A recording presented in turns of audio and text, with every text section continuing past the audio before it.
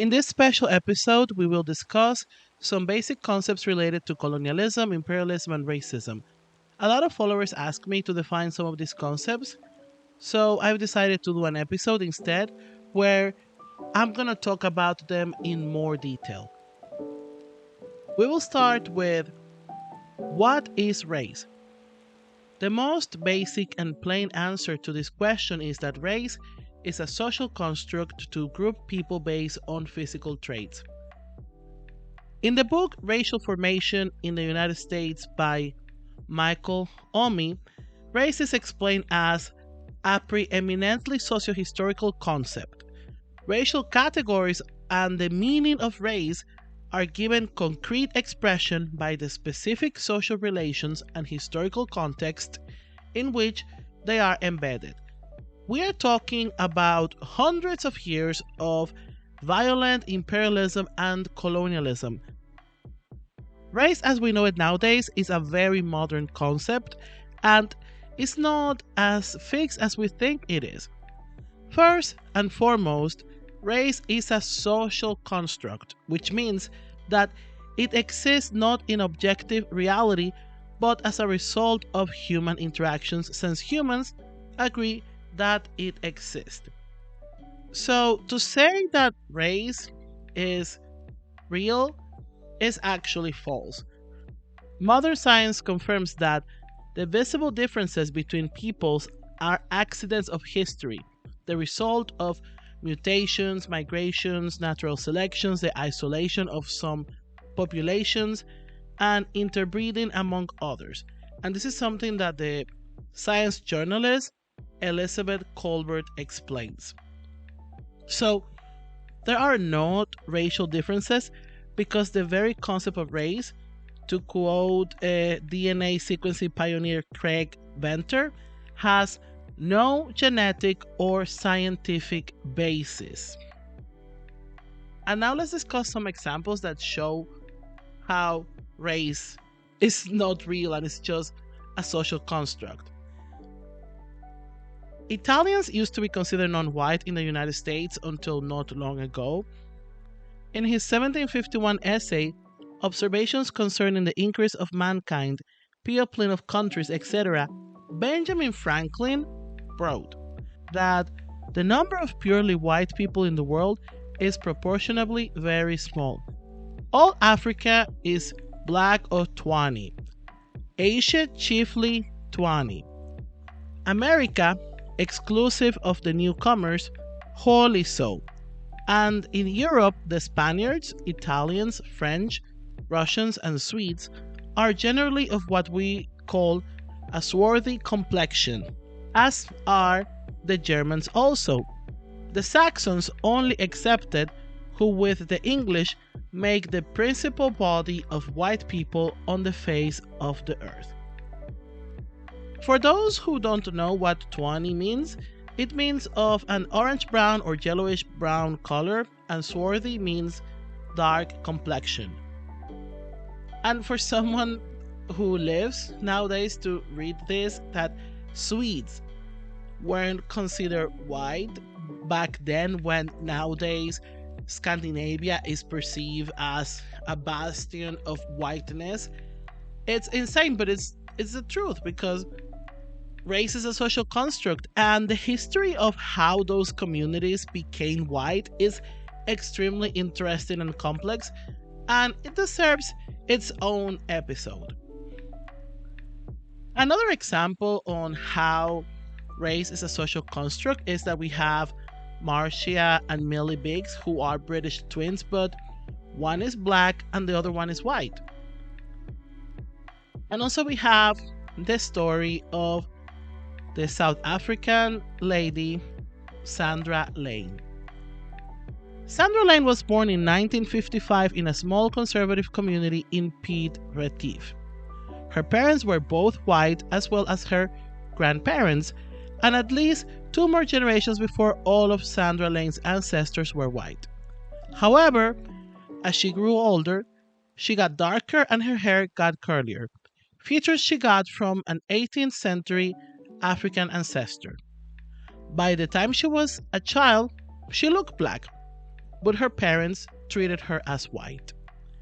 Keep in mind that she grew up under apartheid, and when Sandra's parents sent her to a white boarding school, she was escorted out by the police because of her skin color and classified as colored. Her parents fought to have her classified as white in South Africa, including undergoing a very rudimentary form of paternity test back in the 60s to prove that she was the daughter of her white parents. And even though her parents succeeded and she was legally classified as white, she was still treated as a colored person in South Africa, meaning that she was shunned by the white community and experienced a lot of hardship. She even lost her family, all because of racism. She was racialized as a black person. Race is a social construct, but that doesn't mean that not to see color is the solution for racial inequality in the world, because the ideological beliefs, practices, and institutional location created in order to divide people by phenotypical features does cause unequal access to resources and privileges. Now let's talk about what is racialization.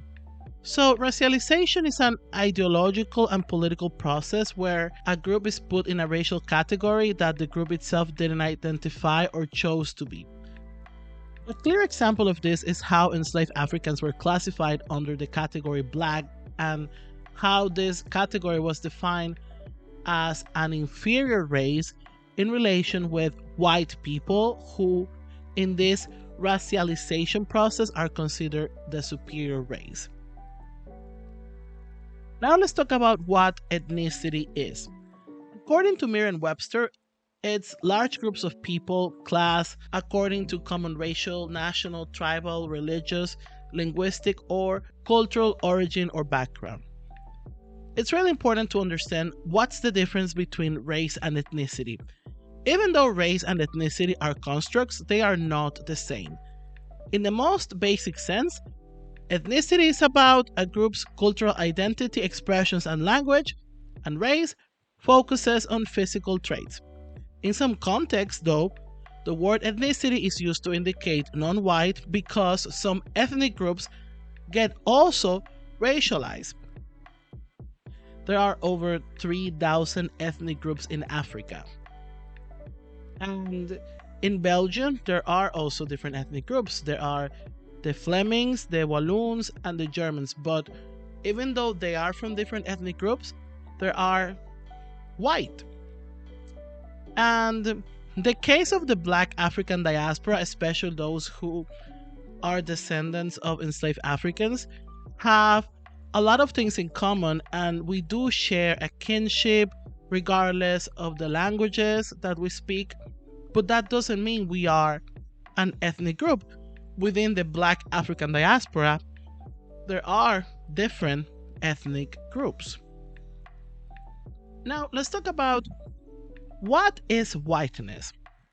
According to the National Museum of African American History and Culture, whiteness refers to the way that white people, their customs, culture, and beliefs operate as the standard by which all other groups of are compared. Whiteness itself is very paradoxical because white people are not considered of being part of a certain race, but just part of the human race. However, whiteness can be seen. Richard Dyer, in his book White, explains this paradox very, very well. Whites must be seen to be white, yet whiteness as a race resides in invisible properties, and whiteness as power is maintained in being unseen. To be seen as white is to have one's corporeality registered, yet true whiteness resides in the non-corporeal. Whiteness is the sign that makes white people visible as white, while simultaneously signify the true character of white people, which is invisible. And we see this like in front of us every day in the media, in the newspapers, in political discussions. Like we're taught to see whiteness, but at the same time, whiteness is invisible because it's perceived as just the norm, as just human. Now let's move on to define a very important concept. And this is a concept that a lot of people fail to understand and define. What is racism? The simplest definition I could find is institutional and cultural practices that promote the domination of one racial group over another. According to Ibram X. Kendi in his book How to Be Anti-Racist, racism is the idea that the races are meaningfully different in their biology and that these differences create a hierarchy of value. Racism is a marriage of racist policies and racist ideas that produces and normalizes racial inequality. Therefore, terms like systemic, institutional, and structural racism are redundant because racism itself is institutional, structural, and systemic. And now let's talk about what is prejudice.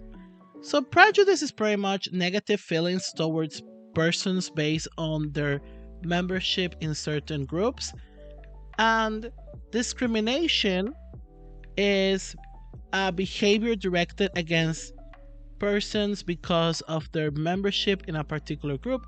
For example, racism is a form of discrimination, homophobia, transphobia, anti Semitism are also forms of discrimination.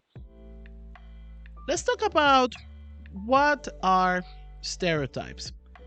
A very simple definition is a belief or association that links a whole group of people with certain traits or characteristics. Now, let's talk about stereotypes in a post-colonial context. And stereotypes in a post-colonial context need to be understood in relation to whiteness. Non-whiteness is understood as not human, as subhuman, because people of color are not allowed to be complex. We are not allowed to be individuals. We are not allowed to just be responsible for our own reality because we are just part of stereotypes. And we racialized bodies can't fight or control stereotypes. Their power resides on their broadness and constant ambivalence. And even though stereotypes are false constructs, together with otherness, they are expressions of colonial power. And just a quick note before we move forward with more definitions. If you want to know more about stereotypes and otherness, I strongly recommend you Homi Bhabha's work, The Other Question from 1983. Now let's talk about colorism. Colorism is prejudice or discrimination within a racial or ethnic group favoring people with lighter skin over those with darker skin. In his book, How to Be an Anti-Racist, Ibram X. Kendi defines it as a powerful collection of racist policies that lead to inequities between light people and dark people supported by racist ideas about light and dark people. Especially in the black community, colorism comes from its approximation to whiteness.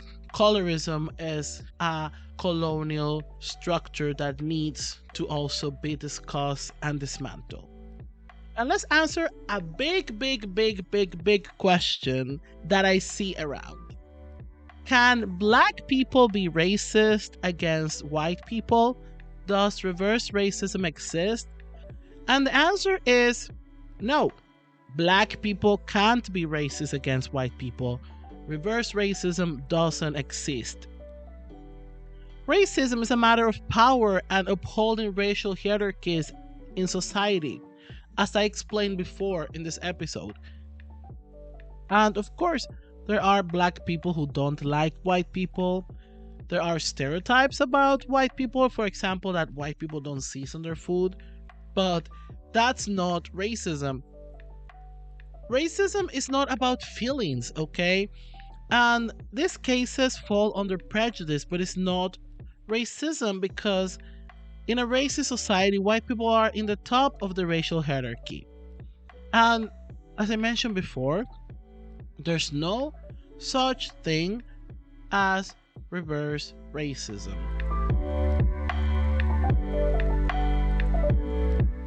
Thank you so much for listening and watching this video. Don't forget to subscribe, to comment, to share.